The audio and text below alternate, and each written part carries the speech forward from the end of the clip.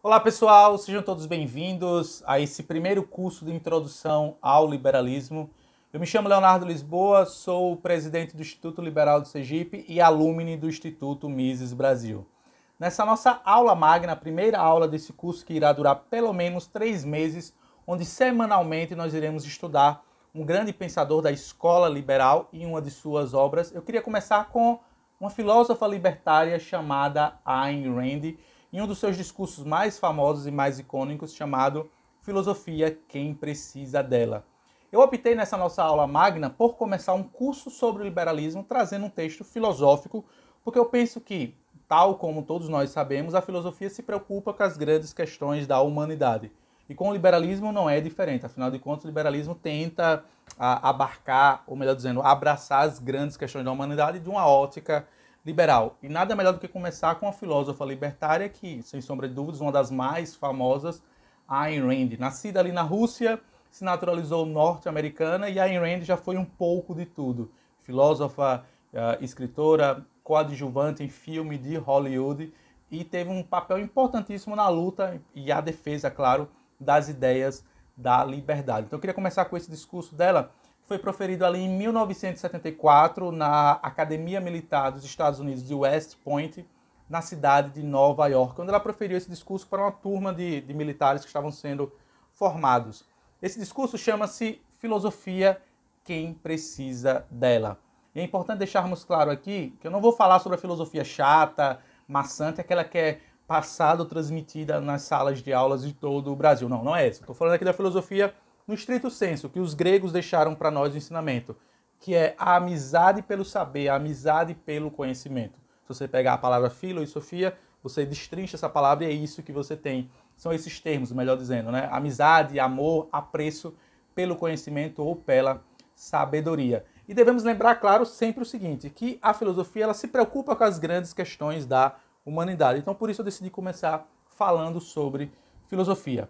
O discurso chama-se Filosofia, Quem Precisa Dela. E aqui já deixo claro, o que a Ayn Rand, a proposta, melhor dizendo, o objetivo principal da Ayn Rand nesse discurso é explicar por que eu, por que você, porque todos nós precisamos nos preocupar com a filosofia, precisamos conhecer, estudar e, por que não, ter uma filosofia. A própria Ayn Rand, como filósofa, no estrito senso da palavra, desenvolveu sua própria filosofia chamada objetivismo, onde a mesma dizia que era uma filosofia para viver na Terra, uma filosofia que tinha um objetivo claro, ou seja, para viver no planeta Terra e trabalhar com as relações, com as interações entre as pessoas. Nós vamos discorrer um pouquinho sobre o objetivismo nesse texto aqui dela, ou melhor dizendo, nesse discurso, mas eu vou deixar isso mais adiante. Bom, nesse texto, ou melhor dizendo, nesse discurso, a Ayn Rand começa fazendo... Lembrando, a Ayn Rand ela também não somente era filósofa, mas também escritora de ficção.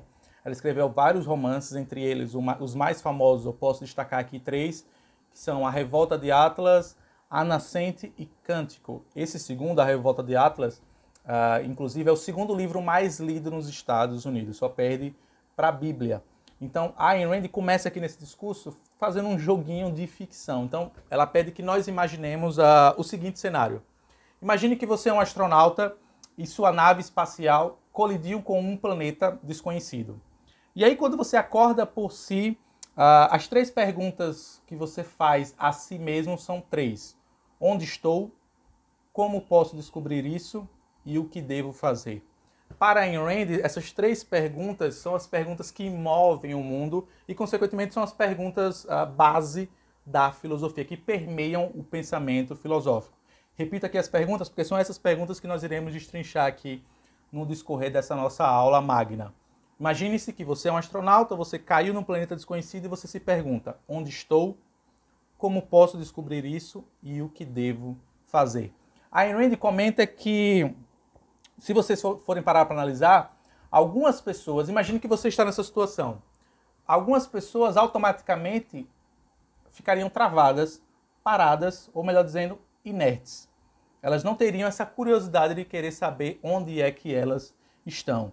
Para Ayn Rand, essas pessoas que não querem saber onde é que estão, não conseguiram encontrar ainda o seu lugar na sociedade, ou até mesmo na vida, por assim dizer, o sentido na vida, porque essa pessoa tem medo de querer saber onde é que ela está, ou seja, qual é o lugar pertencente a ela. Eu gosto muito de usar um exemplo do filme Matrix, onde quem já assistiu vai entender melhor o que eu estou falando, onde um dos personagens lá, ele prefere viver fora da Matrix porque ele pensa que lá é um lugar melhor para ele. Porque quando ele sai daquele mundo fictício ali criado pelas máquinas, ele percebe que o mundo real ele é cruel, sujo e perverso. Ou seja, aquele clássico ditado popular que a ignorância é uma bênção. Então, para Ayn Rand, algumas pessoas também preferem viver na ignorância do que buscar responder essas três grandes questões da filosofia. Onde estou? Como posso descobrir isso? E o que devo fazer? E aí, a Ayn Rand continua aqui na sua história. Imagine que, nesse mesmo cenário que nós estamos aqui, de um astronauta que sua nave espacial colidiu com um planeta desconhecido. De repente, ao longe, você observa alguns seres bípedes vindo em sua direção. Algumas pessoas poderiam pensar, tá, mas e agora, o que é que eu devo fazer? Algumas pessoas pensariam ainda, não devo fazer nada, apenas esperar esses seres bípedes chegarem até mim e seguir o que eles pedirem para eu fazer, e seguir o caminho deles. Para a Ayn Rand e sua filosofia, isso é um crime. Você deixar-se ser guiado por outras pessoas sem se perguntar se aquelas pessoas de fato elas estão bem intencionadas com você, ou se melhor, qual é a intenção que elas têm sobre você. Para Ayn Rand e sua filosofia objetivista, isso é muito perigoso. Mas a Ayn Rand reforça que, tal como algumas pessoas não querem saber onde estão, o que deve fazer ou como descobrir isso, tem pessoas que simplesmente não se preocupam em responder essas três perguntas e vivem a vida de uma maneira, eu não sei se eu deveria usar essa palavra, de uma maneira ignorante, burra, ou apenas deixa a vida passar diante dos seus olhos. São pessoas que não estão pensando filosoficamente. Afinal de contas, lembremos que pensar filosoficamente dá muito trabalho, requer muito esforço, requer sentar a bunda na cadeira e estudar e tentar entender as grandes questões da humanidade que nos circundam. E aí, mais adiante, a Ayn Rand vai comentar que você pode ouvir essa história e achar, mas isso é uma fantasia. Não, para a Ayn Rand isso não é fantasia nenhuma. Tem pessoas que passam a vida toda sem se questionar, sem indagar acerca dessas três questões. Onde estou? Como posso descobrir isso? E o que devo fazer? Não tem fantasia nenhuma nessas três perguntas. A Ayn Rand brincar, você pode dizer que isso é uma história de fantasia, mas não, isso é a realidade.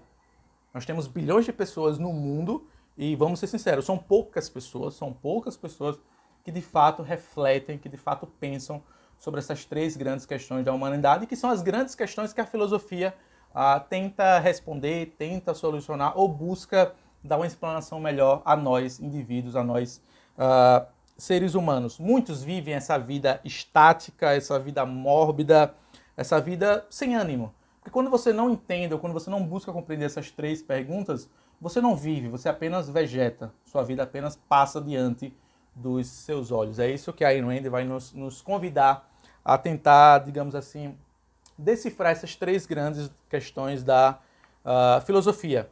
E a Ayn Rand continua aqui na sua descrição, né, nessa sua história de fantasia, trazendo a seguinte reflexão, que nós, seres humanos, achamos que quando nós estamos velhos o suficiente, nós passamos a entender essas respostas. Sabe aquele argumento de autoridade, o cara tem 60, 70 anos, ele sabe responder às grandes questões da humanidade. O que para Ayn Rand não necessariamente é verdade, porque você pode muito bem ter vivido 70, 80, 90 anos e não necessariamente você se preocupou com essas grandes questões da filosofia. Então, para Ayn Rand, você não pode usar esse argumento de que, mas eu vivi muito, então eu entendo do mundo. Não necessariamente. E a Ayn Rand vai comentar que essas pessoas são as piores, são pessoas que avançaram a idade e por conta apenas da idade elas acham que entendem essas três grandes questões que permeiam a filosofia. Onde estou, como devo saber ou o que devo fazer. Como posso descobrir isso e o que devo fazer. E aí a Ayn Rand comenta mais à frente aqui no seu discurso que já percebeu que algumas pessoas que não são, digamos assim, necessariamente impelidas a descobrir essas grandes questões da filosofia, elas experimentam algumas vezes um medo sem causa e uma culpa indefinida, que não conseguem explicar ou se livrar. Você deve conhecer certamente uma pessoa que é assim, que carrega meio que uma infelicidade latente que parece te perseguir a todo momento, uma espécie de sombra filosófica. Para Ayn Rand para Ayn Rand, desculpa, melhor dizendo, essas questões da filosofia, elas permeiam o ser humano, a essência do ser humano. Então, quando uma pessoa ela não busca compreender essas três grandes questões da filosofia, você, ou melhor dizendo, nós, somos acometidos por uma espécie de sombra filosófica que sempre nos pergunta o que você é, o que você deve fazer, qual é o seu lugar no mundo. É como se fosse uma sombra que está sempre ao seu redor lhe perseguindo. E por esse motivo você sempre carrega aquele semblante de desânimo ou aquele semblante de tristeza. E para Ayn Rand, essa infelicidade que você carrega dentro de si tem a ver porque você não se preocupou com a filosofia. E para Ayn Rand, apenas e tão somente a filosofia pode lhe responder essas grandes questões da humanidade. Tá? E a Ayn Rand vai discorrer sobre isso aqui no discurso. E eu quero que você me acompanhe nessa jornada que está apenas no início. Para Ayn Rand, a filosofia, e permitam-me ler aqui ipsis literis o que ela fala no seu discurso, a filosofia estuda a natureza fundamental da existência do homem e da relação do homem com a existência. Diferente das ciências especiais, que lidam apenas com aspectos particulares, a filosofia lida com aqueles aspectos do universo que pertencem a tudo que existe. No reino da cognição, as ciências especiais são as árvores, mas a filosofia é o solo que torna a floresta possível. Essa parte é que eu acho surpreendente de como a Ayn Rand nos convida a refletir acerca da filosofia. E ela fala também, claro, aqui sobre as ciências especiais. Tudo que não é filosofia, ou seja, as principais disciplinas, no caso as disciplinas especiais, elas não são necessariamente filosofia, mas é necessário que você tenha, antes de tudo, uma boa base filosófica para poder compreender as ciências especiais. Eu acho esse pensamento da Ayn Rand faz todo sentido, por exemplo, com o ensino clássico. Quando você for observar, por exemplo, como era o ensino na época do trívio, do quadrívio, antes mesmo da reforma, ou melhor dizendo, antes mesmo da Revolução Industrial, era mais ou menos preocupado com isso, que o aluno tivesse uma boa base filosófica, que ele soubesse de gramática, que ele soubesse de retórica, que ele soubesse de discurso, que ele soubesse escrever, para aí sim ele avançar em uma das ciências especiais. E a Ayn Rand vai comentar aqui, não sei se vocês ouviram o que ela falou, que eu acabei de ler aqui, que ela fala sobre como se a filosofia fosse o solo e as disciplinas especiais fossem a árvore. Então o que a Ayn Rand está nos ensinando? Se seu solo não é frutífero, se seu solo não é bem regado, bem plantado, com sementes que germinam, o que é que pode acontecer? As árvores que virão desse solo, elas serão árvores ruins, árvores podres. E isso é pior ainda porque pode acabar gerando frutos podres e acabar contaminando outros terrenos. A Ayn Rand vai explicar isso mais à frente quando ela fala sobre as ideologias, ou melhor dizendo, sobre as filosofias negativas que acabam minando o pensamento do ser humano. Eu vou falar mais à frente sobre isso, é interessantíssima essa perspectiva da Ayn Rand. E aí, a Ayn Rand vai destrinchar o que vem a ser a filosofia e quais são os grandes ramos da filosofia. A Ayn Rand nos convida, melhor dizendo, a refletir sobre a metafísica, por exemplo, sobre a epistemologia e sobre outros três grandes ramos da filosofia, e aqui vale a pena lembrar. A Ayn Rand, ela se considerava uma discípula direta de Aristóteles, então ela utiliza aqui o conceito de metafísica, o conceito de epistemologia, que ela tomou de empréstimo do grande filósofo Aristóteles. A Ayn Rand dizia que ela se considerava uma herdeira intelectual do conhecimento do grande filósofo grego Aristóteles. E aí, dando continuidade, o que é que a Ayn Rand vai nos questionar? E ela sempre, nesse discurso, ela sempre joga perguntas. Afinal de contas, a filosofia é isso, é jogar perguntas para cima. É só lembrar de como os filósofos gregos trabalhavam, os filósofos socráticos, especialmente falando, que eles davam suas aulas ou ministravam suas aulas baseado em perguntas. Eles jogavam perguntas para a sua audiência, para os seus alunos, e a partir das respostas dos alunos e da contra-resposta do filósofo é que ele ia destrinchando a sua linha de pensamento. A Ayn Rand bebe dessa mesma fonte dos filósofos gregos. Então elas jogam aqui para nós, nesse discurso, melhor dizendo, a Ayn Rand, várias perguntas, né? E aí ela vai jogando aqui, destrinchando. Permitam-me compartilhar algumas. Para a Ayn Rand, as grandes questões da filosofia, ou melhor dizendo, a filosofia poderia lhe conceder ferramentas para você descobrir onde você está, como você pode descobrir isso e o que você deve fazer. Só que não somente isso, a filosofia ela tem um campo muito mais amplo e muito mais abrangente. Então, voltando para o exemplo que nós estamos usando aqui, a Ayn Rand continua aqui. A filosofia não lhe diria, por exemplo, se você está em Nova York ou em Zanzibar, embora ela pudesse lhe fornecer os meios para descobrir. Mas eis o que ela de fato lhe diria. Você está num universo que é dirigido por leis naturais e que, portanto, é estável, firme, absoluto e inteligível? Ou está num caos incompreensível, um reino de milagres inexplicáveis, um fluxo imprevisível e ininteligível, o qual sua mente é incapaz de compreender? As coisas que estão ao seu redor são reais ou são apenas ilusões? Elas existem independentemente de qualquer observador ou são criadas pelo observador? Elas são o objeto ou o sujeito da consciência do homem? Elas são o que são ou podem ser alteradas por um mero ato de consciência, tal como um desejo? Então aqui a Ayn Rand joga várias perguntas em nossa face e nos convida, junto com a filosofia, a refletir sobre essas grandes questões. E aqui já deixo bem claro que a Ayn Rand, ela enxergava a verdade como absoluta. Ela não encarava a verdade como sendo relativa, a depender do observador, a depender do pensador. Ela vai falar sobre isso mais à frente, quando ela vai criticar o pensamento de Kant.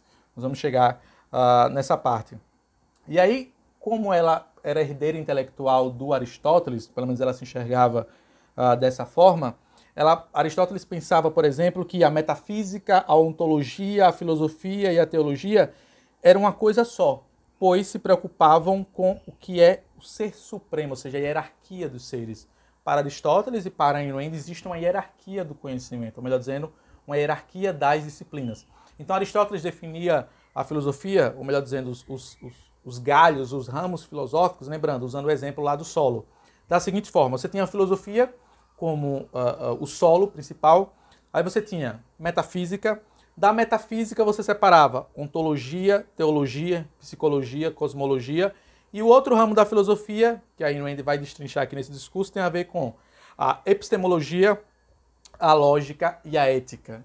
Então o que a Ayn Rand fala aqui nesse discurso e nesse texto maravilhoso dela?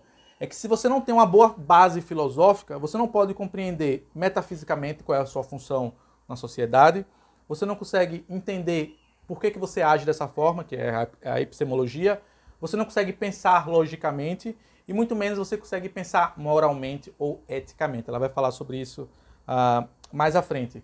E lembremos que a metafísica é o que está além da física. A física é o nosso corpo, mas a metafísica está além disso. Tá? É isso que a Ayn Rand nos convida a refletir nesse breve discurso dela aqui proferido na Academia Militar de West Point em 1974. E aí, dando continuidade aqui ao texto, a Ayn Rand nos pergunta sobre a razão. Lembrando, a Ayn Rand era uma filósofa que colocava a razão acima da emoção, e ela vai falar sobre isso aqui mais adiante. Mas aí ela nos traz a seguinte reflexão. Permitam-me ler aqui, nós vamos destrinchar um pouco sobre isso. A razão, ela é uma faculdade que identifica e integra o material fornecido pelos sentidos do homem, ou é preenchida por ideias inatas, implantadas na mente do homem antes do seu nascimento? Então, a Ayn Rand traz essa pergunta aqui que é crucial para nós entendermos o que é a metafísica. Porque se você acha que a razão ela vem de fora para dentro, você tem um problema filosófico aí. Porque a Ayn Rand diz o quê? Que a filosofia vai explicar a você que a razão é algo que você pode construir com o passar do tempo, desde que você se dedique a essa disciplina, desde que você se dedique a essa matéria da razão, de aprender filosoficamente o que é a razão ou desenvolver uma razão. Mas lembrando, para Ayn Rand a razão de forma alguma era absoluta. Existia uma razão factual, verdadeira e absoluta, não relativa, segundo outros filósofos pensavam, por exemplo, como Kant, como Heidegger ou o próprio Marx, que a gente vai falar sobre eles mais à frente. Só que a Ayn Rand comenta o seguinte: primeiro você precisa entender metafisicamente qual é a sua função no universo, onde é que você está, ou melhor dizendo, qual é a sua função naquele lugar em que você está situado, para que depois você possa avançar para o que a Ayn Rand chama aqui no caso da epistemologia, que é nada mais do que o conhecimento em si. Como é que você vai colocar aquele conhecimento que você adquiriu lá na metafísica, de saber onde é o seu lugar, e você vai colocar isso em prática no mundo real. E a Ayn Rand faz aqui uma distinção muito interessante entre o saber científico e o saber verdadeiro, que é diferente do mundo das opiniões, né? Porque se você tem uma filosofia, ou melhor dizendo, se você não tem uma boa base filosófica, você tem um problema muito grande em diferenciar o que é o saber científico e verdadeiro das opiniões. E aí, se você consegue destrinchar, ou melhor dizendo, diferenciar o saber científico, o saber verdadeiro do mundo da opinião, é porque você já tem uma boa base filosófica. Você tem que saber traçar essas fronteiras entre a ciência, fé, filosofia e o senso comum. Você não pode misturar tudo numa espécie de liquidificador e achar que ciência, fé, filosofia e senso comum são a mesma coisa. As pessoas que fazem isso para Ayn Rand é porque elas possuem uma base filosófica muito deficitária, muito fraca, pobre. Essa é a melhor palavra. Ou seja, essa pessoa possui um terreno não muito fértil, ou melhor dizendo, um terreno que as boas árvores do conhecimento, a árvore da filosofia, não vinga. E por conta disso ela acaba misturando tudo. Ciência, fé, filosofia, conhecimento científico em uma única coisa.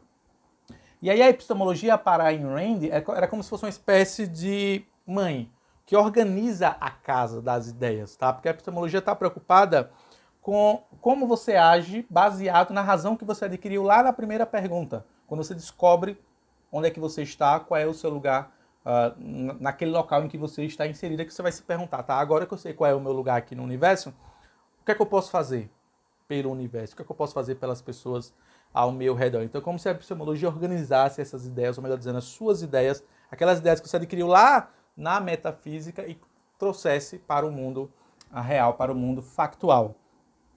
E aí mais à frente, a Ayn Rand vai falar sobre a ética. Lembrando, volta aqui esse raciocínio.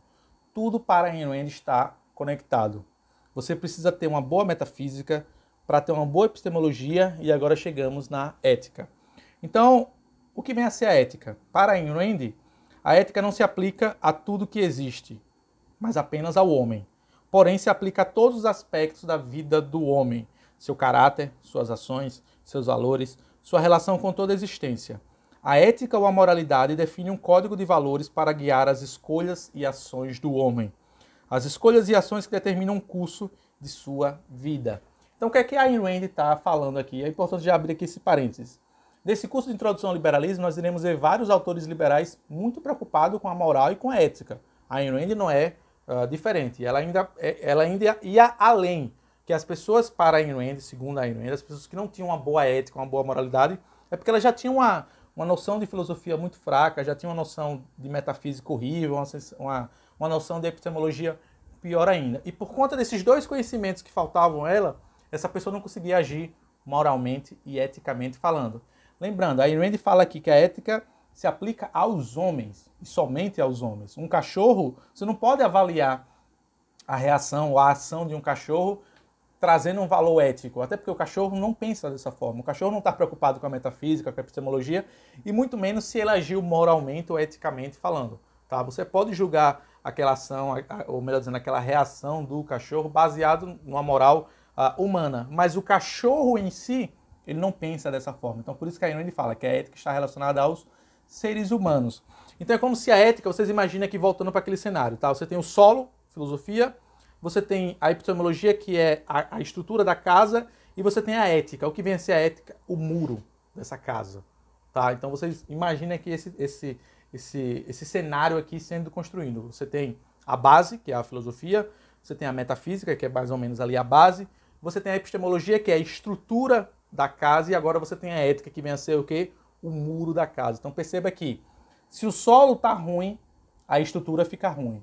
E se a estrutura é ruim, você não consegue levantar uma boa parede ou um bom muro. Então perceba como uma coisa está totalmente ligada para a outra, segundo a filosofia aqui da Ayn Rand, proferida aqui nesse discurso.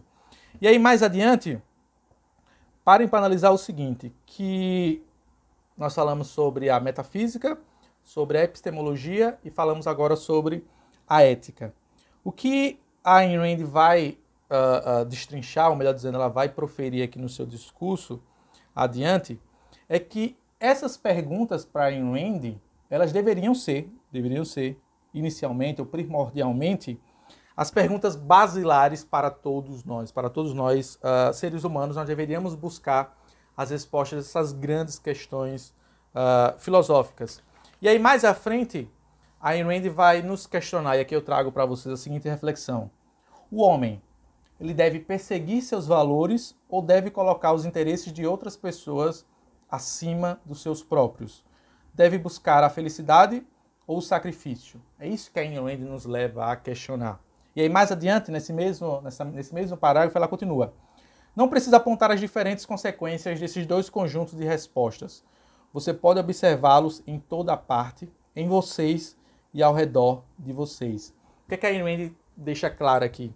É que o mundo está repleto de exemplos de terrenos filosóficos ruins que acabam por gerar males incomensuráveis a milhões de pessoas. Então volta àquela reflexão lá do cenário que eu estou criando aqui junto com vocês.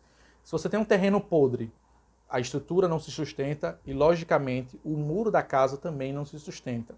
Mas, lembra que eu falei lá no início da história, lá do astronauta? Algumas pessoas não estão preocupadas em construir seu terreno, montar a estrutura e fazer a casa. Algumas pessoas simplesmente vão fazer o quê? Entrar no terreno filosófico de outras pessoas. E como essa pessoa ela não tem sua própria filosofia, ou melhor dizendo, ela mesma não se questionou sobre essas grandes questões da filosofia, ela tende a aceitar tudo o que é jogado, tudo que é atirado diante da sua face. Por quê? Porque ela não tem uma base boa. Como quando você não tem uma base boa, tudo que vem, tudo que é jogado em sua face, você tende a aceitar sem questionar. E aí Ayn Rand comenta que esse é um dos maiores males que o ser humano pode perpetrar dentro da sociedade, é não se preocupar com essas grandes questões da humanidade. E por conta disso, seguir filosofias negativas, seguir filosofias ruins, por exemplo, como o marxismo, como o próprio Immanuel Kant, ela vai falar aqui mais à frente, tá? Mas note, por exemplo, que a Ayn Rand vai comentar o seguinte, que já perceberam que os sistemas filosóficos, os mais cruéis, ou melhor dizendo, os sistemas políticos mais cruéis, não possuem uma boa base filosófica? Trago aqui a seguinte reflexão a vocês. Já pararam para analisar, por exemplo, que o marxismo, que é a filosofia, ou melhor dizendo, que é a linha de pensamento política que impera a maior parte das nossas relações, os alunos ouvem isso nas escolas atualmente, manhã, tarde, noite, desde cedo na escola até o ensino médio, até mesmo na faculdade. Mas que o marxismo, por exemplo, ele tem uma base filosófica muito fraca e que não se sustenta, onde até mesmo uma criança consegue destrinchar, ou melhor dizendo, consegue destruir, ou melhor dizendo, contra-atacar, contra-argumentar a filosofia marxista com uma simples pergunta, né? Trago aqui a seguinte reflexão a vocês. Por exemplo, uma das grandes questões do marxismo tem a ver com a teoria do valor-trabalho, que diz, basicamente, lá nos escritos de Karl Marx, que o valor das coisas deve ser medido pela quantidade de trabalho que foi feita para se fazer aquele produto, né? Então, por exemplo, se uma hora de trabalho custa R$10 e você passou 10 horas para fazer aquele determinado produto, aquele produto tem que custar 10 vezes 10, ou seja, R$100. Só que, para analisar, se você pergunta para uma criança, se você explica dessa forma, uma criança ela vai ter um pensamento um tanto quanto diferente, que ela vai questionar você, tá, mas se você está me dizendo que o valor das coisas é medido pela quantidade de trabalho exercido para produzir aquele produto, então você pode usar aquela clássica piada, aquela clássica anedota, então por que eu não cavo um buraco, passo 50 horas cavando o buraco e tento vender esse buraco para alguém, né? Se você chegar para uma criança e pergunta, criança, você está no deserto e lhe é ofertado 1 quilo de diamante e uma garrafa de água mineral. Para você, qual você prefere? Qual para você naquele momento tem mais valor? É óbvio que uma criança que está com sede vai entender que a garrafa de água mineral tem um valor muito maior do que 1 quilo, do que uma pedra de diamante. Então, automaticamente, aquela situação real acaba por destruir a falácia da teoria do valor-trabalho, que é do Marx. Então, para a Ayn Rand, a filosofia marxista, por exemplo, é uma delas, existem várias outras, ela é tão fraca filosoficamente falando, que não precisa de muito esforço para destruí-la. Mas é necessário conhecer, e a Ayn Rand vai falar sobre isso adiante. Dando continuidade, nós já falamos sobre metafísica, epistemologia e ética. Agora nós vamos falar sobre a quarta, que é a política. O que vem ser a política? É justamente as relações entre nós, entre os seres humanos, um com os outros. E mais uma vez, se você tem uma base, se você tem um terreno ruim, se você tem uma estrutura precária e se você tem um muro ruim, ou seja, seria a ética, a sua política vai ser muito ruim. O seu trato com as pessoas ele vai ser ignóbil, rasteiro, perverso, cruel. Por quê? Porque aqueles 4 conhecimentos que você precisaria ter se preocupado, você não tem. Você já quis logo para a política. Então, automaticamente, como você tem um terreno ruim, uma estrutura ruim, uma casa ruim, a sua relação com as pessoas vai ser muito ruim também. Então, nós já vimos os 4 grandes ramos da filosofia para Ayn Rand. Nós começamos com a metafísica, passamos para a epistemologia, ética, política. E o último ramo, tão importante quanto todos os outros para Ayn Rand, é a estética. E o que vem a ser a estética? A Ayn Rand define a estética como sendo o quê? O estudo da arte, o qual se baseia na metafísica, na epistemologia, na ética. A arte lida com as necessidades, o reabastecimento da consciência do homem. Já pararam para analisar que as pessoas que, por exemplo, que dizem que arte, que o conceito de beleza é relativo, são pessoas que têm uma base filosófica, na maioria das vezes, ou melhor dizendo, quase sempre, muito pobre. Porque se essa pessoa não entende metafísica, não entende epistemologia, não entende ética, não entende política, o que ela vai entender sobre beleza? Para Ayn Rand, absolutamente nada. E aqui eu deixo aqui como recomendação para você que está me assistindo, 2 intelectuais que falaram muito sobre essa questão da beleza. O primeiro é o Roger Scruton, filósofo conservador que faleceu recentemente. Pesquisem aí no YouTube o documentário dele chamado Por que a Beleza Importa, Why Beauty Matters, onde o filósofo conservador Roger Scruton nos dá uma aula sobre a importância do retorno ao belo. E um outro filósofo que eu queria recomendar aqui, que pode aprofundar nesse conhecimento, já é um estudioso brasileiro da escola tomista, que é o Carlos Nogueira. Ele tem uma série no YouTube chamada As Artes do Belo. Então fica aqui 2 recomendações para você entender melhor o que a Ayn Rand explica sobre a estética, sobre a beleza. O filósofo conservador Roger Scruton e o filósofo, ou melhor dizendo, o estudioso brasileiro da escola tomista, o Carlos Nogueira. Os 2 materiais podem ser encontrados gratuitamente no YouTube, tá? Então fica aqui a recomendação para você entender melhor o que vem a ser a estética, qual a preocupação com o belo. Dando continuidade aqui à nossa aula, que algumas pessoas são tão arrogantes que elas têm orgulho em ser ignorantes. Aquela coisa lá da Matrix. Volto lá para o exemplo do início da nossa aula. E que algumas pessoas têm orgulho e batem no peito. Ah, mas eu não preciso da filosofia, a filosofia para mim não serve para nada. Para que eu uso a filosofia? Essas pessoas são tão ignorantes que elas não entendem que ela não precisa usar a filosofia para a filosofia usar-se dela. A Ayn Rand traz aqui alguns exemplos fantásticos. E aqui eu vou ler mais uma vez ipsis literis, tá? Que algumas pessoas falam, mas eu não sou influenciado pela filosofia, a filosofia não me traz nada. E aí ela traz aqui algumas afirmações filosóficas que todos nós já nos perguntamos em algum momento ou outro. Alguma vez vocês pensaram ou disseram o seguinte: não tenho tanta clareza, ninguém pode ter certeza de nada. Vocês tomaram essa noção de David Hume e de muitos e muitos outros. Mesmo que vocês nunca tenham ouvido falar dele. Ou isso pode ser bom na teoria, mas não funciona na prática. Vocês tomaram isso de Platão. Ou essa: isso foi uma péssima coisa de se fazer, mas foi apenas humano. Ninguém é perfeito neste mundo. Isso é de Santo Agostinho. Ou pode ser verdade para você, mas não é verdade para mim. Isso é de William James. Ou eu não pude evitar. Ninguém pode evitar aquilo que faz. Vocês tomaram isso emprestado de Hegel. Ou que tal essa? Eu não posso provar, mas eu sinto que é verdade. Isso é de Kant. Tem mais outras. É lógico, mas a lógica não tem nada a ver com a realidade. Também de Kant. É mal porque é egoísta. Mais uma vez, Kant. Ou que tal essa? Primeiro agir, depois pensar. Essa é de John Dewey. Então o que é que a Ayn Rand nos traz a reflexão nessas breves afirmações? É que basicamente todas essas frases que eu proferi aqui, que são de grandes pensadores ou de grandes filósofos, não é o caso de Kant não, mas não vem ao caso aqui agora. Você fala elas, você ouve elas, você respira essas grandes frases, mas você não sabe que elas são oriundas do pensamento de um filósofo.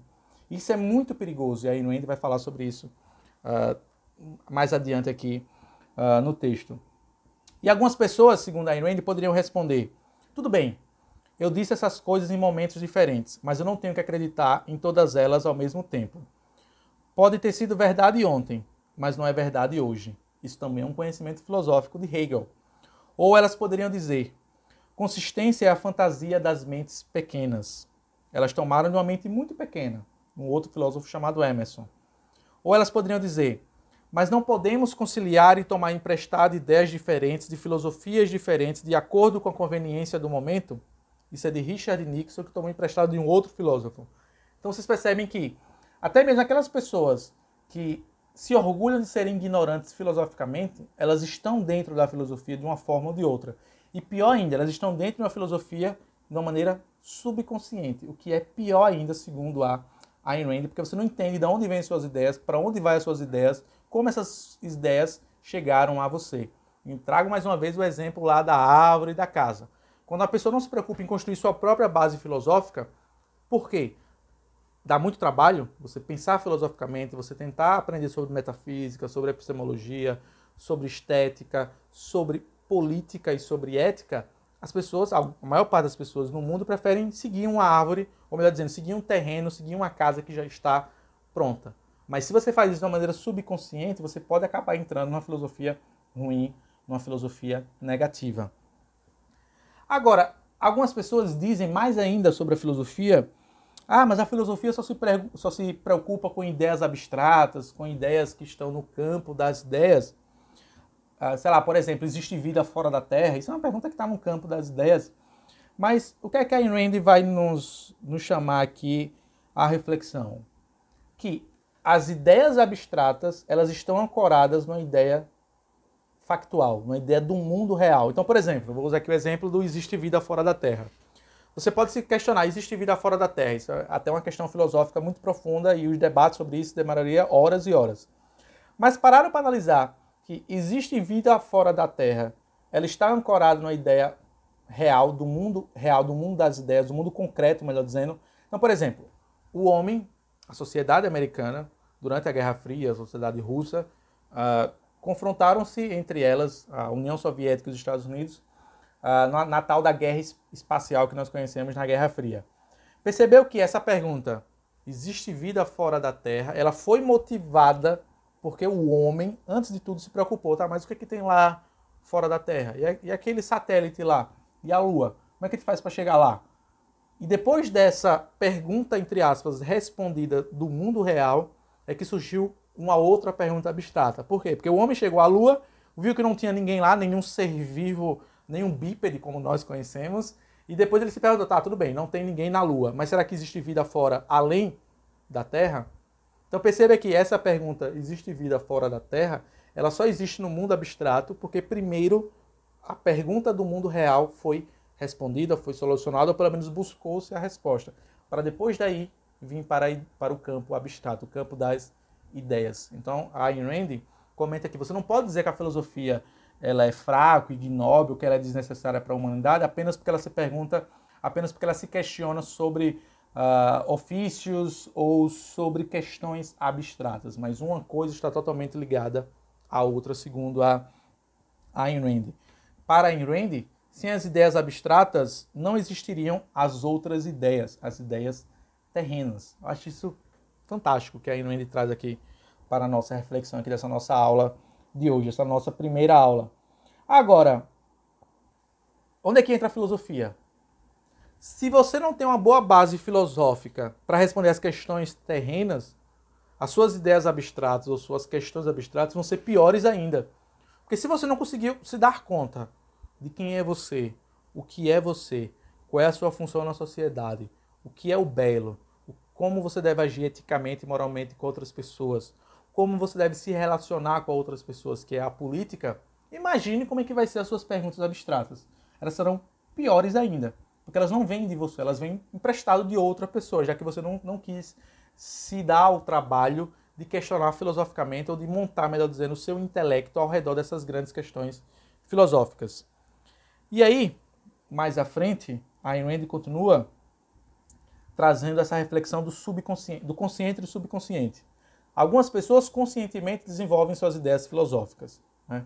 Mas outras pessoas, e essas são as piores pessoas, desenvolvem subconscientemente. E aqui eu trago o filósofo Olavo de Carvalho, que traz uma reflexão muito similar a Ayn Rand, que não adianta você ter ideias, mas tem que saber da onde é que veio essas ideias, entender, rastrear lá na origem, lá na gênese do seu pensamento, quando foi que você começou a pensar daquela forma. Você passou a pensar daquela forma porque você ouviu de alguém ou por uma experiência pessoal sua e você desenvolveu essa linha de pensamento que depois você encontrou a reflexo em outro filósofo. Vocês entendem o que a Ayn Rand traz aqui a nossa reflexão?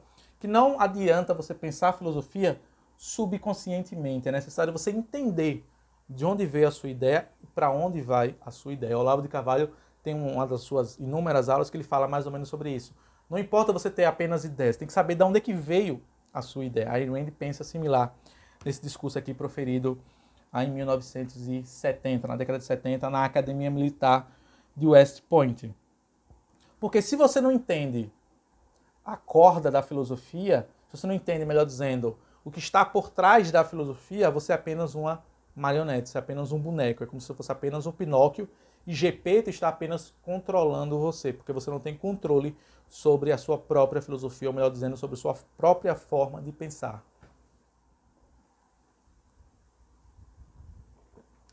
E aí, Rand vai continuar aqui no seu discurso que é necessário que você tenha, antes de mais nada, um terreno limpo, para que você possa desenvolver aquelas competências lá iniciais, ou melhor dizendo, aqueles conhecimentos lá da filosofia, que eu sempre vou relembrá-los aqui a vocês. Metafísica, epistemologia, ética, política e estética. Já pararam para analisar, por exemplo, e aí eu trago aqui como apenas para elucidar melhor essa questão, que é muito comum os jovens atualmente quererem, ou melhor dizendo, terem orgulho de ter uma opinião formada sobre tudo. Mas note que, traga aqui como reflexão, o próprio filósofo grego, Platão, que falava que ninguém é filósofo antes dos 50 anos. Então, se você tem jovens com 15 anos querendo emitir opinião formada sobre tudo, quando esse mesmo jovem não tem experiência de vida, não tem vivência pessoal para entender o que vem a ser as grandes questões da filosofia, mas ao mesmo tempo quer emitir, quer dar uma opinião formada, ou melhor dizendo, quer ter uma opinião formada sobre tudo. E aí, para Ayn Rand, vem a necessidade de você ter um bom terreno, ou seja, uma área limpa, onde o conhecimento possa ser germinado. Aquele conhecimento que eu falei lá, da metafísica, epistemologia, ética, política e estética. O que vem a ser um terreno limpo? Um terreno que você entenda que você deve ser o guia, você deve ser o principal motor, o vetor, melhor dizendo, o vetor de direção para você compreender filosoficamente o mundo ao seu redor e não deixar se guiar por outras pessoas ou subir em outras árvores de conhecimento ou até mesmo comer frutos podres, frutos filosóficos podres, melhor dizendo.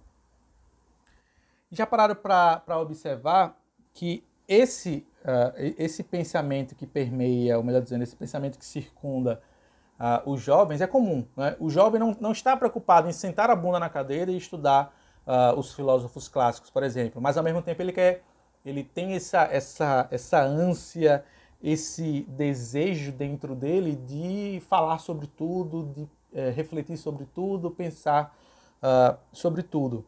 E aí isso é pior ainda, porque você acaba sendo preso, você acaba sendo amarrado a uma filosofia que, antes de mais nada, não é sua, que você tomou emprestado de alguém, porque é muito mais fácil do que sentar a bunda na cadeira e estudar, como vocês, por exemplo, estão fazendo ao me assistir aqui nessa aula, e isso acaba fechando, isolando o seu consciente, e aí dar lugar ao que é o seu subconsciente, ocupar esse espaço, que deveria ser a primazia controlado pelo seu consciente, ou seja, pelo ato consciente de você buscar as respostas da filosofia, e não agir de maneira inconsequente ou de maneira subconsciente.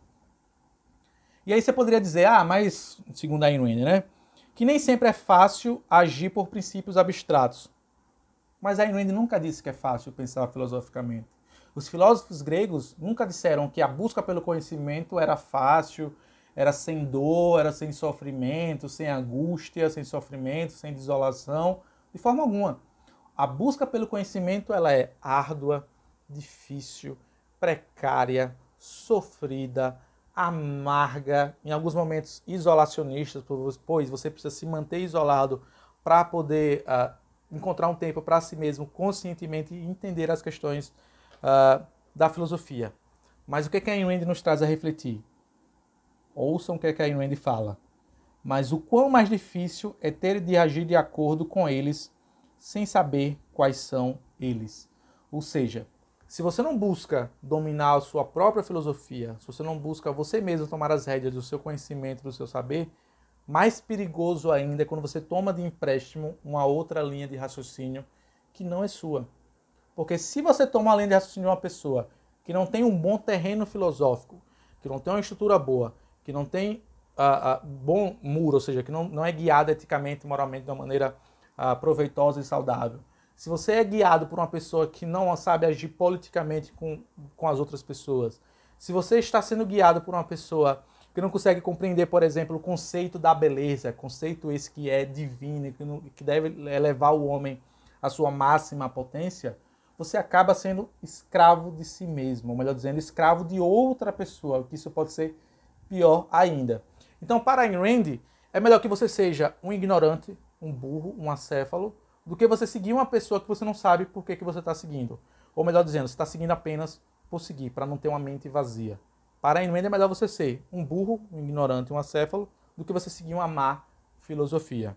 E se você não tem saco, se você não tem energia, disposição, desprendimento intelectual para poder desenvolver seu conhecimento filosófico, então simplesmente abnegue as suas opiniões pessoais e seja apenas mais um na engrenagem do sistema. Agora, de preferência, não siga uma má filosofia ou uma má pessoa ou uma má corrente filosófica. Já pararam para analisar, e aqui mais uma vez refletindo sobre os jovens, e eu digo isso com experiência pessoal, né?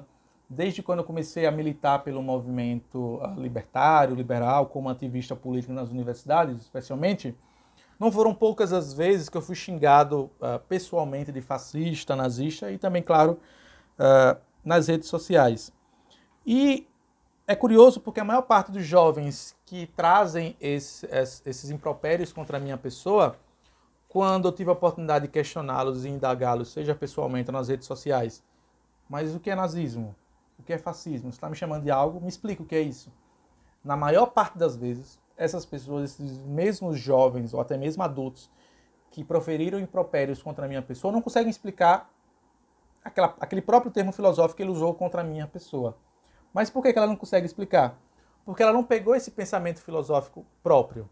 Ela não desenvolveu essa cadeia filosófica própria. Ela tomou de empréstimo de outras pessoas, ou seja, ela apenas está repetindo jargões e palavras ao vento sem entender o conceito por trás das palavras. Nazismo, fascismo, socialismo, liberalismo e por aí vai. Tá? Então, Ayn Rand comenta sobre isso, que as pessoas que repetem jargões à torto e à direito ou jogam impropérios contra outras pessoas, utilizando-se de argumentos filosóficos, mas muitas das vezes não conseguem sequer explicar de onde vem esse conhecimento filosófico. Como eu estou dizendo, de onde vem o que é nazismo, o que é fascismo, o que é socialismo, o que é liberalismo. Me explique. Você está me xingando de algo? Me explique o que é.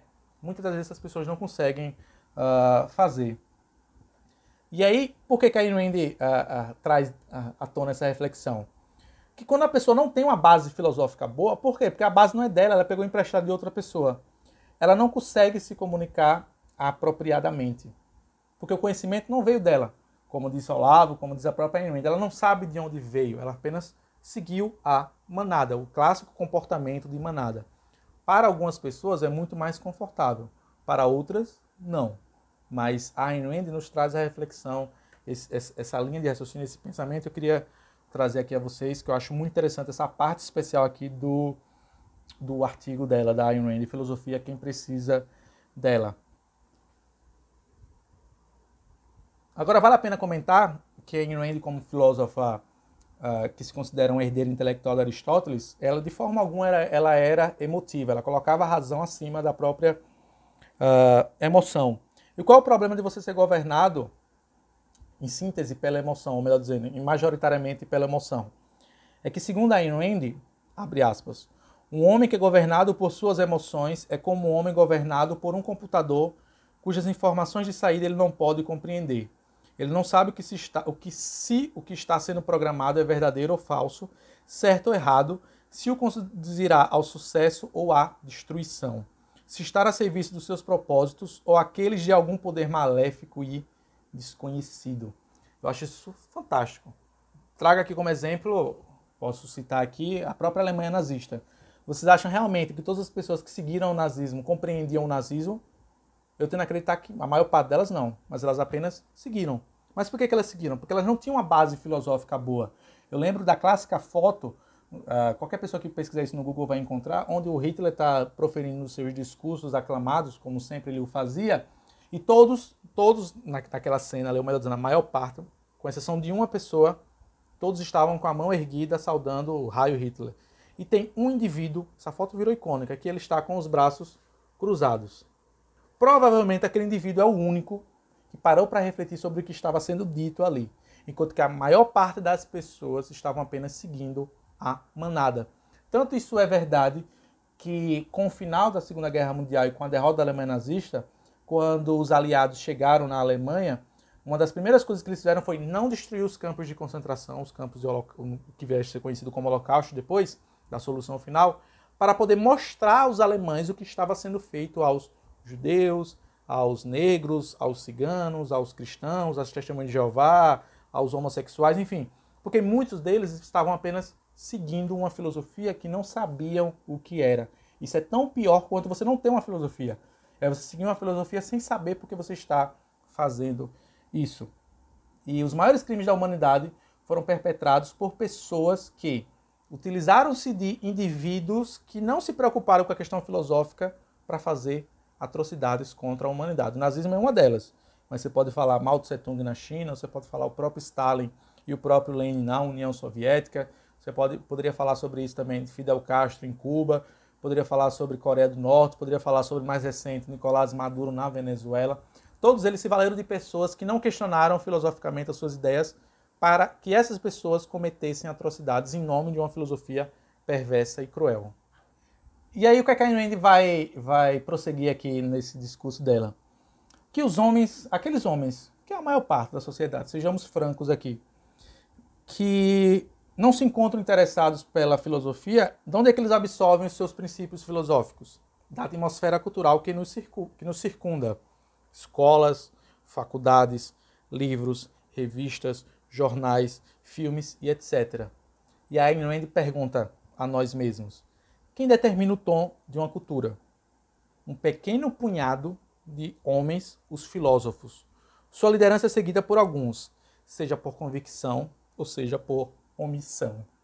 Então lembremos aqui, claro, por exemplo, eu poderia falar aqui horas e horas sobre o gramscismo cultural, que nada mais do que é a revolução marxista-socialista através da cultura. Quando os marxistas perceberam que a luta armada não seria mais atrativa ao proletário, Gramsci chegou com essa ideia. Não, gente, espera aí.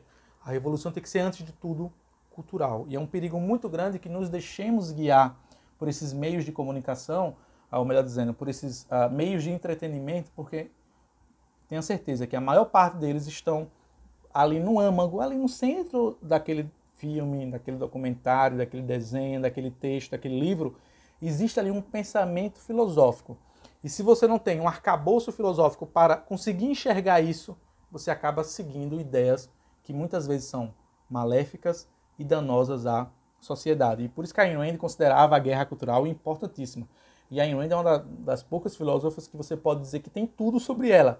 Desde jogo de videogame, a livro, a desenho. Ela já apareceu, ou melhor dizendo, suas ideias já foram perpetradas em vários desenhos norte-americanos. Os Simpsons tem um episódio fantástico sobre a filosofia da Ayn Rand, o objetivismo, que é a filosofia que a Ayn Rand considerava como a filosofia para viver na Terra. Então é necessário tomar muito cuidado com o que nós consumimos do meio de entretenimento, porque por trás dele existe sim uma ideia filosófica. E se você não tem um arcabouço filosófico para compreender isso, você acaba seguindo a manada, seguindo apenas o ditame, ou seja, você apenas acaba sendo mais um no meio da multidão.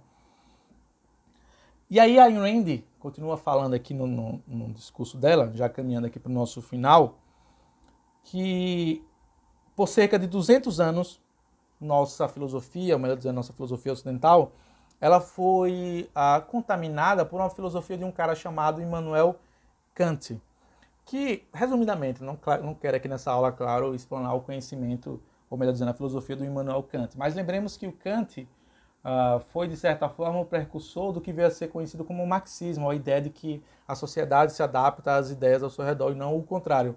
tem um dos livros mais famosos do Kant chamado Crítica da Razão Pura, e, em resumo, o Kant dizia que a emoção é acima da razão, ou seja, é o contrário do que Ayn Rand defendia e do que os próprios filósofos gregos defendiam.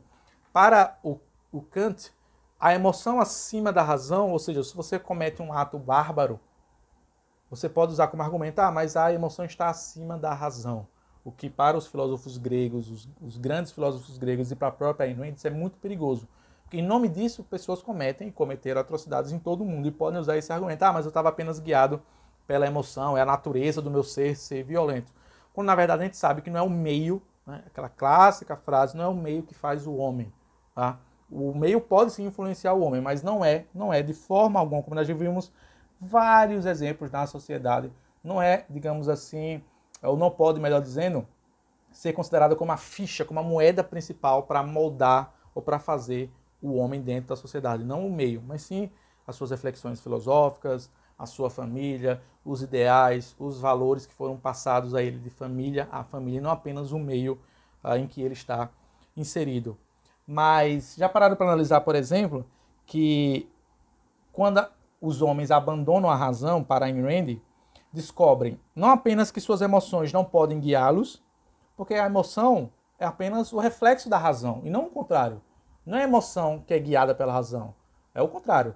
As nossas emoções são baseadas, antes de tudo, no nosso conhecimento racional. Pelo menos assim deveria ser em uma sociedade moralmente ética. Que aí, quando você não tem o controle de suas próprias emoções, o sentimento que nos domina é o medo, que é muito perigoso, segundo aqui a filosofia da Ayn Rand, que você passa a se entregar a filosofias ruins, a drogas, ou melhor dizendo, ao uso de drogas, ao uso de entorpecentes, porque você prioriza, você preconiza a emoção antes da razão. Por quê? Porque para Ayn Rand, mais uma vez eu trago essa reflexão aqui, uma das coisas mais perigosas que um homem pode fazer é entregar sua autonomia moral a outros. Como o astronauta de minha história lá no início, ele não sabe se são humanos, embora sejam bípedes. Lembra lá que eu falei lá no início da história que ele viu alguns seres bípedes se aproximando diante dele, ele falou, não, então tudo bem, são seres humanos, eu vou apenas segui-los. Que muitos jovens seguem a vida dessa forma, né? Comportamento de manada porque é cômodo, afinal de contas, pensar dá trabalho. E aí Ayn Rand joga aqui a pergunta, ao meu ver, talvez a pergunta central aqui do texto. Se a filosofia pode causar todo esse mal, porque de fato pode, mais filosofias podem causar um mal incomensurável a milhões e milhões de pessoas e retirar milhões e milhões de vidas. O que foi senão, por exemplo, o que aconteceu na China, com um grande salto adiante, justificado filosoficamente por uma ideia de revolução, milhões e milhões de pessoas foram mortas. A mesma coisa aconteceu na Alemanha nazista, na União Soviética, no fascismo, ou melhor dizendo, no fascismo, sim, do Benito Mussolini. Eles estavam ancorados numa ideia filosófica, mas por ser uma ideia filosófica rasa, fraca, acabou ocasionando a morte de milhões e milhões de pessoas e ancorados ainda em pessoas que acabaram seguindo aquelas ideias filosóficas porque não tinham suas próprias ideias ou não passaram a questionar aquela ideia filosófica que era apresentadas a elas. Aí a Ayn Rand fala, se a filosofia pode causar este mal, por que alguém deveria estudá-la? A resposta dela é fantástica. Minha resposta é autoproteção. E em defesa da verdade, da justiça, da liberdade e qualquer outro valor que você tenha tido ou possa ter. Nem todas as filosofias são danosas, embora muitas delas sejam, particularmente na história moderna. Então o que a Ayn Rand está nos ensinando aqui é, antes de criticar Marx, leia Marx. Antes de criticar Kant, leia Kant. Antes de criticar o nazismo, o socialismo, o stalinismo, qualquer outra filosofia negativa, é necessário você ler e entender. Mas, claro, antes de tudo, você tem que ter uma boa base filosófica. Pois, se você começa a ler essas filosofias danosas e negativas e você não tem uma boa base filosófica, você pode ser atraído a elas, o que é pior ainda. Então, assim, se hoje em dia, por exemplo, eu me declaro com toda a convicção um anti-marxista, é porque, sim, eu li algumas obras de Marx. Eu li o Capital na faculdade, não li todo, porque é um livro chato, mas li alguns outros escritos do próprio Karl Marx, do próprio Manifesto do Partido Comunista, que é um livro que, vez ou outra, eu estou lendo. Por que eu faço isso? Para poder exercitar essa minha autoproteção a essas ideias ruins.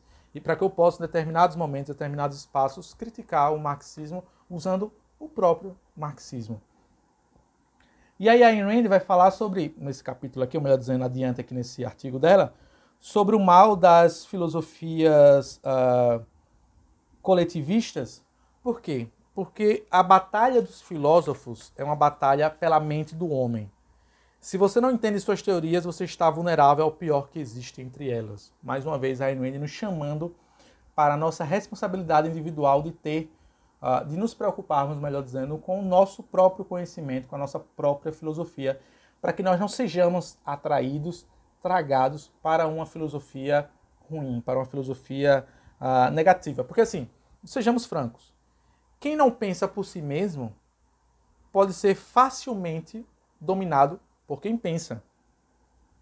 É aquela clássica frase máxima de Aristóteles.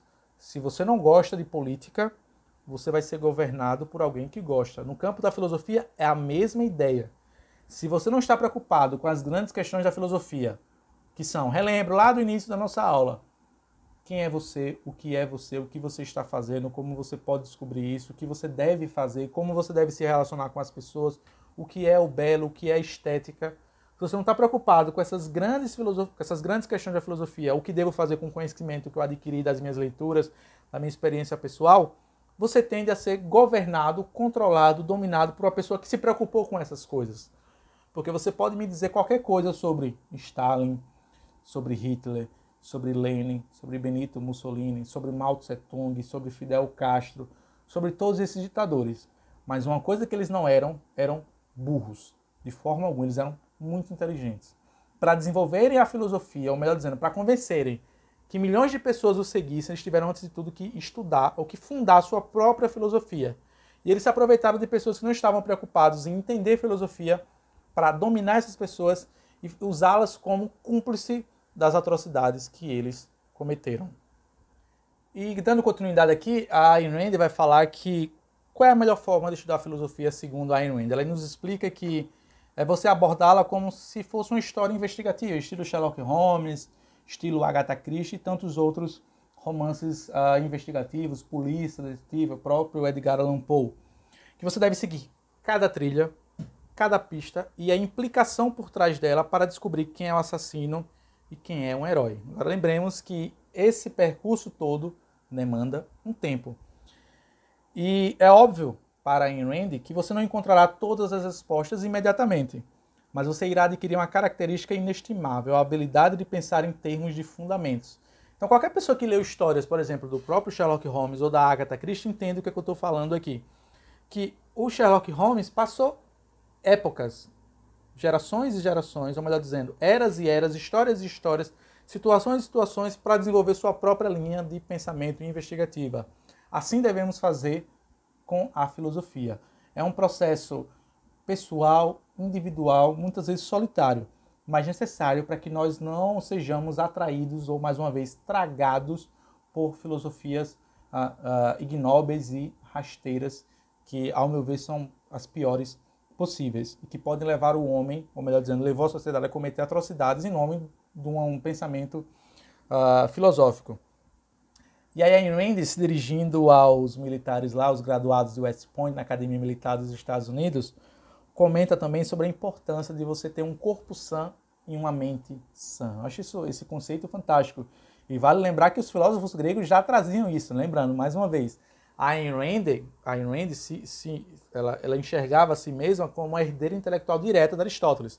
E os filósofos gregos já se preocupavam com isso também. Corpo sã, mente sã. É necessário você cuidar do seu corpo, você ter uma mente afiada, uma mente perspicaz, uma mente que esteja de fato antenada com as coisas que acontecem ao seu redor. E aí ela elogia os militares, no finalzinho aqui do artigo dela, que os militares, como eles estão preparados fisicamente, eles também devem se preparar mentalmente.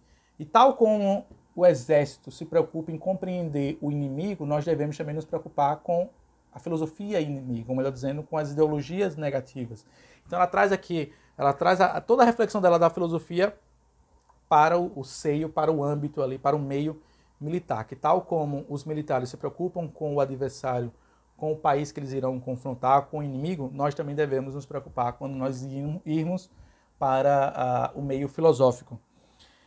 E aí, a Ayn Rand encerra aqui, ou melhor dizendo, caminha aqui para o final do seu artigo, e vamos caminhando aqui também para o final dessa nossa aula magna do curso de Introdução ao Liberalismo, fazendo uma crítica ferrenha ao Kant e sua filosofia relativa, sua filosofia moral um tanto quanto deturpada, que isso meio que aconteceu também no exército militar brasileiro. Eu acho muito curioso, você consegue encontrar um paralelo aí, você consegue encontrar algo muito próximo com o nosso próprio exército brasileiro, que foi tomado de assalto pela filosofia positivista do Emmanuel Kant. E nos Estados Unidos também aconteceu algo parecido, onde os militares foram dominados filosoficamente. Então a Ayn Rand tenta aqui nesse seu discurso proferido aos militares resgatá-los dessa inércia intelectual. E aí já pararam para analisar que, tal como algumas pessoas têm uma certa ojeriza pelo exército brasileiro, isso também acontece nos Estados Unidos, porque, lembrando, gente, aqui é um contexto de Guerra Fria, né, década de 60, 70, então algumas pessoas passavam a questionar se realmente era necessário ter um exército forte, um exército bem equipado, quando ao mesmo tempo do outro lado do continente, melhor dizendo, atravessando o outro lado, ali no Oriente, Ocidente, a Rússia estava, claro, a União Soviética, melhor dizendo, estava armando seu exército para uma possível guerra, afinal de contas é o que nós conhecemos como a Guerra Fria. Então essa mesma visão negativa que nós, alguns brasileiros, melhor dizendo, não é o meu caso, é óbvio, temos com o exército brasileiro, a Ayn Rand já levantava essa tônica, essa bola aqui de discussão lá nos Estados Unidos. E a Ayn Rand vai falando sobre os universitários e sobre como os universitários criticam o exército porque querem que o recurso que vá, ou pelo menos que estava sendo destinado ao exército, vá para programas sociais, vá para as universidades, vá para estudos de humanas. E se parar para analisar, isso que a Ayn Rand já criticava em 70 é meio que o que acontece hoje em dia. E aí a Ayn Rand dá uma certa puxada de orelha do porquê que as pessoas odeiam os Estados Unidos da América, ou melhor dizendo, a nação americana. Porque essa filosofia moralista, ela tende a favorecer o mais fraco. E lembremos o que a Ayn Rand falou lá no início, ou melhor dizendo, que eu trouxe aqui do pensamento da Ayn Rand. Ser fraco, ou melhor dizendo, ser não responsável pelas suas próprias ideias do conhecimento, é muito cômodo e muito fácil. Então, se você tem uma filosofia que defende o mais fraco em detrimento do mais forte, você tende a abraçar essa filosofia, porque você pensa, é essa filosofia que eu vou abraçar, porque afinal de contas ela está ao meu favor. E para Ayn Rand, vejam o que ela diz aqui, permitam-me ler aqui. O motivo dos destruidores não é o amor pelo comunismo, mas o ódio pelos Estados Unidos. Por que o ódio? Porque a América é a refutação viva do universo kantiano. E aí por quê? Se você for estudar a história dos Estados Unidos da América, você vai ver que os peregrinos foram as primeiras pessoas que chegaram no que veio a ser hoje considerado os Estados Unidos da América, saíram por conta de um conflito religioso com o rei da Inglaterra na época, que fundou sua própria igreja, entraram num barco, passaram-se alguns meses e chegaram ali na costa do que hoje é conhecido como os Estados Unidos, em 1620.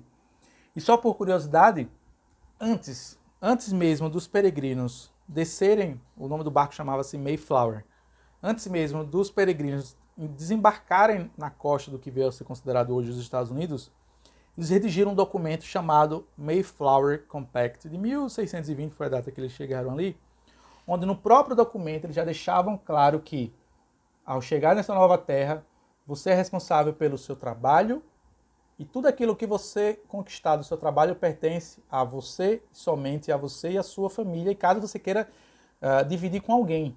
Então perceba que a própria história dos Estados Unidos vai contra a filosofia kantiana, de colocar a emoção acima da razão. Então os próprios peregrinos, ao chegarem nos Estados Unidos, se preocuparam. Gente, peraí, nós precisamos valorizar o trabalho individual, nós precisamos trabalhar o esforço e o suor e o labor de cada um que estiver construindo essa nação. Eu acho essa perspectiva da Ayn Rand interessantíssima.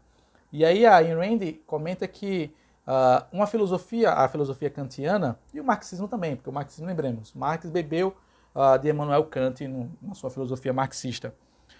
Uma filosofia que intenciona destruir a mente do homem é necessariamente uma filosofia de ódio pelo homem, pela vida do homem e por todo o valor humano. O ódio do bem por ser o bem é a marca registrada do século XX. Esse é o inimigo que vocês estão enfrentando. Quando ela fala esse, está se referindo aos militares que lá estavam ouvindo o seu discurso na Academia Militar dos Estados Unidos. Então ela fala, a luta não somente é no campo físico, mas no campo das ideias.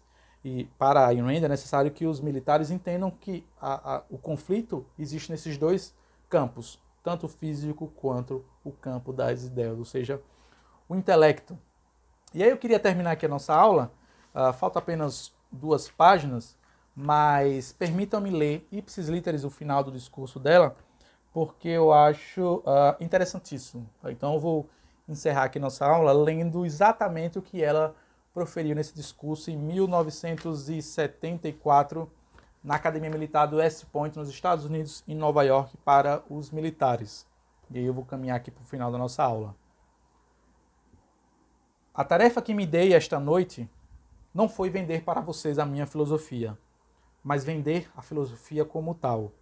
No entanto, eu estive implicitamente falando da minha filosofia em cada frase, uma vez que nenhum de nós é e nenhuma afirmação pode fugir de premissas filosóficas.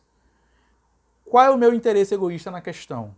Eu tenho confiança o suficiente para pensar que se vocês aceitarem a importância da filosofia e a tarefa de examiná-la criticamente, é a minha filosofia, que vocês aceitarão. Formalmente eu a chamo de objetivismo, mas informalmente eu a chamo de uma filosofia para viver na Terra. Vocês encontrarão a representação explícita dela em meus livros, particularmente em A Revolta de Atlas. Em conclusão, permitam-me falar em termos pessoais. Essa noite significou muito para mim. Sinto-me profundamente honrada pela oportunidade de discursar para vocês. Eu posso dizer, não como um clichê patriota, mas com o pleno conhecimento das raízes metafísicas, epistemológicas, éticas, políticas e estéticas necessárias, que os Estados Unidos da América são o maior, o mais nobre e, em seus princípios fundadores originais, o único país moral na história mundial.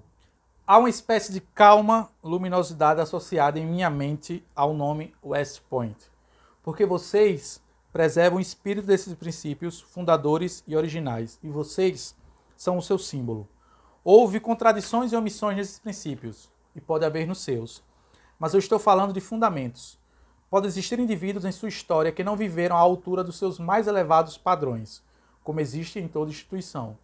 Desde que nenhuma instituição e nenhum sistema social pode garantir a perfeição automática de todos os seus membros. Isso depende do livre-arbítrio de cada indivíduo. Eu estou falando de seus padrões.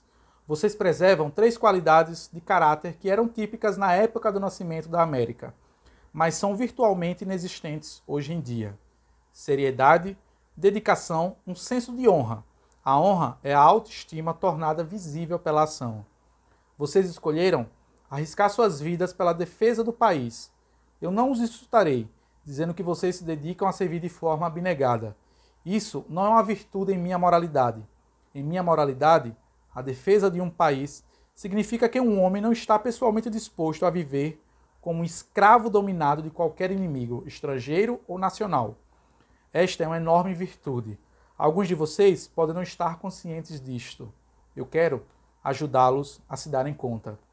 O exército de um país livre tem uma grande responsabilidade, o direito de usar a força, não como instrumento de compulsão e conquista bruta, tal como os exércitos de outros países fizeram em suas histórias, mas apenas como um instrumento de autodefesa de uma nação livre, o que significa a defesa dos direitos individuais do homem. O princípio de usar a força apenas em retaliação contra aqueles que iniciaram seu uso. É o princípio de subordinar o poder ao direito. Isso aqui é, desculpa abrir aqui aspas, é o tal do pacto de não agressão que os libertários, os liberais defendem. Nós vamos ter a oportunidade de falar sobre isso nas próximas aulas. Voltando e encerrando, a mais alta integridade e senso de honra são necessários para tal tarefa. Nenhum outro exército do mundo conseguiu isso. Vocês conseguiram. West Point deu à América uma longa linhagem de heróis, conhecidos e desconhecidos. Vocês, formandos deste ano, têm uma tradição gloriosa para continuar, o que eu admiro profundamente. Não porque é uma tradição, mas porque é gloriosa. Desde que vim de um país culpado pela pior tirania da Terra, eu sou particularmente capaz de apreciar o significado, a grandeza e o valor supremo daquilo que vocês defendem. Assim, em meu próprio nome e em nome de muitas pessoas que pensam como eu, quero dizer para todos os homens de West Point, do passado, do presente e do futuro, obrigado. E assim a Ayn Rand encerra o seu discurso. Penso eu que essa nossa aula magna apenas é um relance, ou melhor dizendo, é apenas uma porcentagem diminuta de tudo mais que nós iremos ver nesse nosso curso de introdução ao liberalismo. Eu quis começar pela Ayn Rand por um motivo especial. Mais uma vez, ela é uma das minhas autoras preferidas. Minha primeira e talvez única tatuagem eu fiz em homenagem a uma de suas frases mais icônicas, que ela dizia basicamente que em um dos seus livros chamado A Nascente, um dos personagens passa por um momento de dificuldade, e aí o cara questiona, mas aí como é que você vai conseguir fazer isso e tal? Aí ele fala, a questão não é quem vai me deixar fazer, mas sim quem vai me impedir de fazer. E assim tem sido mais ou menos essa minha vida intelectual nesses últimos anos, estudando o liberalismo, e por isso essa ideia de compartilhar um pouco dessas minhas leituras, dessa quase uma década acerca do liberalismo, nesse curso de introdução ao liberalismo. Espero muito de coração que vocês tenham aproveitado e curtido e gostado dessa minha aula de introdução aqui ao pensamento liberal, trazendo aqui a filósofa libertária Ayn Rand. Lembremos que essa aula gratuita é disponível a todas as pessoas. A partir da próxima semana nós iremos ver um livro do... Permitam-me pegar aqui. Nós vamos começar com o considerado o pai do liberalismo, que é o John Locke, o seu famoso livro Segundo Tratado sobre o Governo Civil. Essa vai ser a primeira aula oficialmente. Lembrando, essa de hoje foi apenas uma aula magna sobre a importância de entender o conhecimento filosófico. Acho fundamental começarmos pela filosofia para estudarmos o liberalismo. Mas na próxima aula nós iremos ver o grande John Locke e esse seu livro fantástico, que, digamos assim, que moldou, de certa forma, as bases do pensamento liberal. Lembrando que o curso vai começar dos clássicos, iremos chegar aos grandes economistas, aos grandes pensadores do século XX e terminamos com pensadores do liberalismo contemporâneos. Espero que vocês tenham gostado dessa aula mais uma vez. Nos vemos na próxima semana, se Deus assim nos permitir. E se você gostou do vídeo, por favor, divulgue o curso, convide outras pessoas a participarem desse nosso curso de introdução ao liberalismo. Tá, gente? Por hoje é só. Nos vemos na próxima semana. Até a próxima. Tchau, tchau.